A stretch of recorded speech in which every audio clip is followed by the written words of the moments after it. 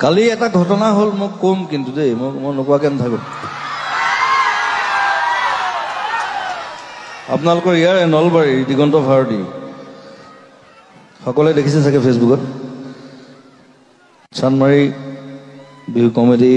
কেজন মানে অপমান কৰিছে তেওঁক গতিকে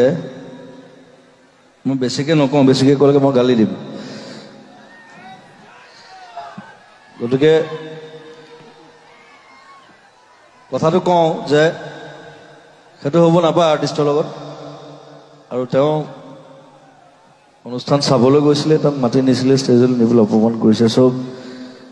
চানমাৰী কমিটিৰ যিকেইজন মানুহ আছে যিকেইজনে কৰিলে কামটো